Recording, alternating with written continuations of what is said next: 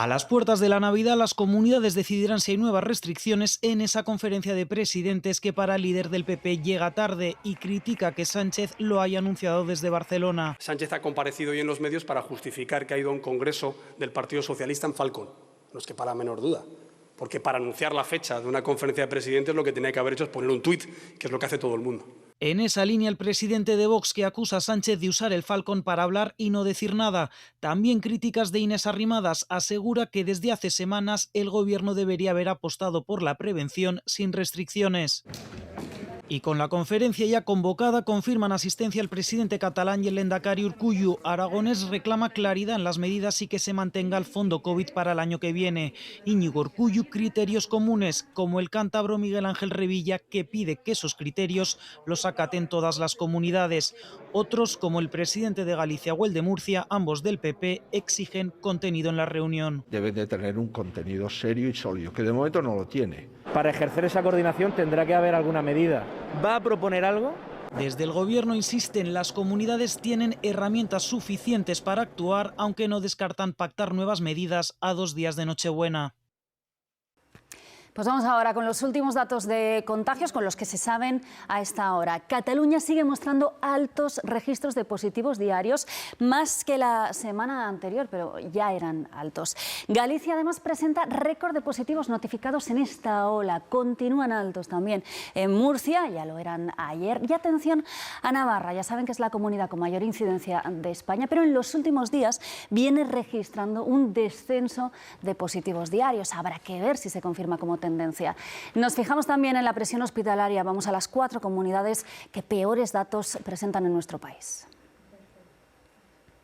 La presión hospitalaria aumenta en Euskadi. Según datos del Ministerio de Sanidad, casi el 8% de las camas están ocupadas por pacientes con COVID.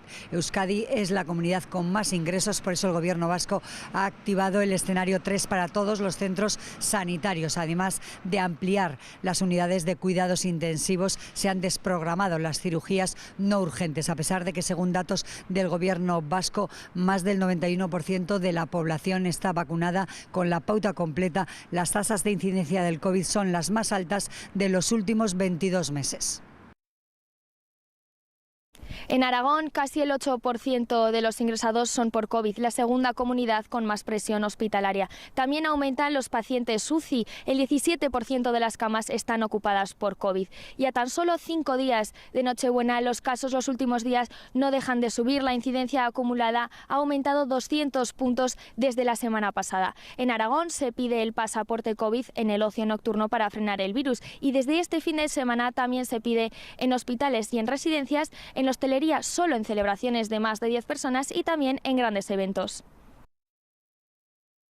En Cataluña, según cifras del Ministerio, el 7% de las camas de hospitales están ocupadas por pacientes con coronavirus y 1 de cada 4 está en la UCI. Hoy, según los datos de la Generalitat, se ha superado ya la barrera de las 300 personas en críticos. Aquí en Cataluña todos los indicadores siguen al alza. En las últimas 24 horas se han registrado más de 4.000 nuevos casos.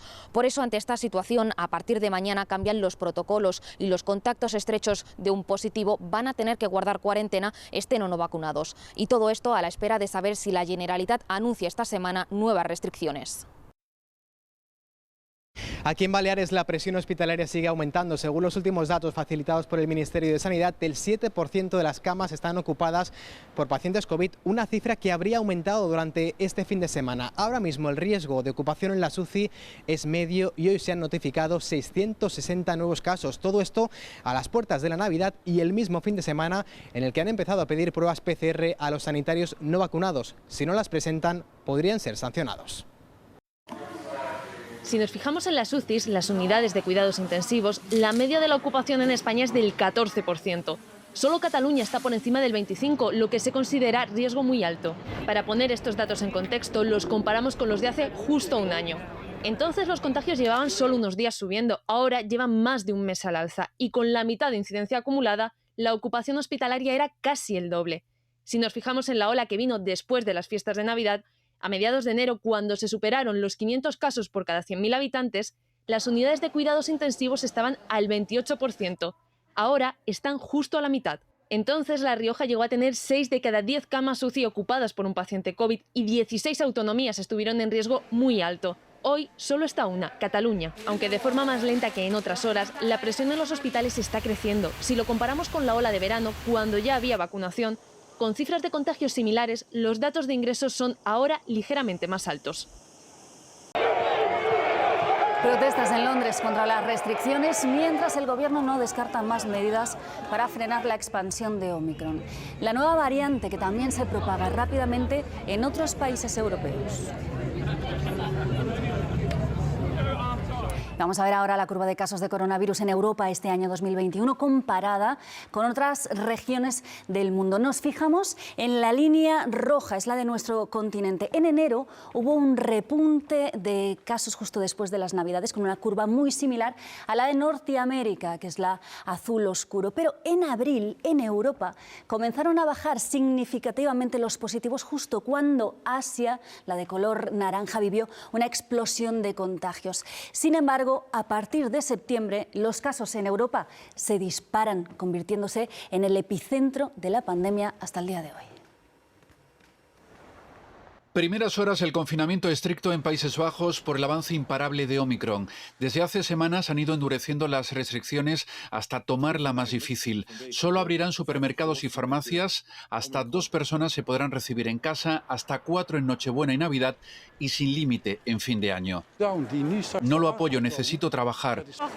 Estamos preocupados y nos parece bien. En Reino Unido no se descartan más medidas. El alcalde de Londres asegura que las tomará y sabremos si el gobierno también tras una reunión de urgencia con expertos. El ministro de Sanidad dice que no están en una posición débil y que se enfrentan fuertes a Omicron, que representa ya el 60% de las nuevas infecciones. Ante esta situación, Alemania cierra sus fronteras a ciudadanos británicos. Solo podrán entrar aquellos alemanes que viven en Reino Unido, aunque tendrán que pasar por una cuarentena de 14 días. Y Grecia desde hoy pide a los viajeros de cualquier país el pasaporte COVID y una PCR negativa. España entra en la lista de países rojos para Israel debido al aumento significativo de casos positivos por coronavirus en nuestro país, lo que significa que a partir de este lunes los israelíes tienen prohibido visitar nuestro país a menos que tengan un permiso especial. Israel, que tiene cerradas de nuevo sus fronteras al turismo, sigue endureciendo las medidas para controlar la propagación de la variante Omicron, que ya está en el país, aunque por ahora con apenas un centenar de casos confirmados. Junto a España también están vetados Francia, Reino Unido, los países nórdicos y más de 50 países africanos. Las autoridades israelíes apuestan de nuevo por cerrar el país aún más al exterior y evitar un nuevo confinamiento.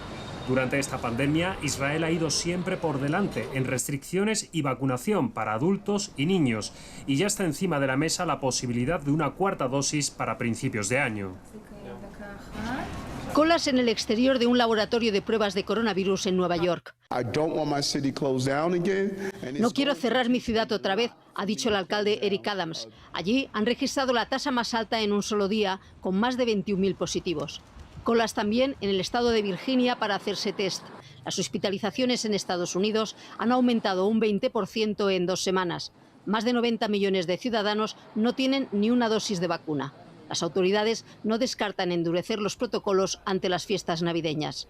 En China han vacunado completamente a 1.180 millones de personas, el 84% de su población. Verano austral en Chile. Casi 2 años después llega el primer crucero al puerto de Coquimbo. Un caso positivo entre las 1.000 personas que viajan a bordo. Está aislado en su camarote. Es preocupante porque nosotros aquí en Coquimbo estamos cuidando. O sea, yo personalmente me cuido bastante. También están en verano en Australia. Las autoridades están en máxima alerta y aumentarán las restricciones si los contagios desbordan el sistema sanitario. Y estos son cazas bielorrusos y bombarderos rusos, patrullando desde el aire la frontera occidental de Bielorrusia. Maniobras conjuntas por el aumento, dice Minsk, de la actividad de aviones de la OTAN en la zona, sobre todo estadounidenses. El régimen de Lukashenko mantiene la tensión internacional mientras en clave interna acaba de ilegalizar a todas las organizaciones opositoras. Las acusa de traición. La oposición denuncia que hay 900 presos políticos en cárceles del país.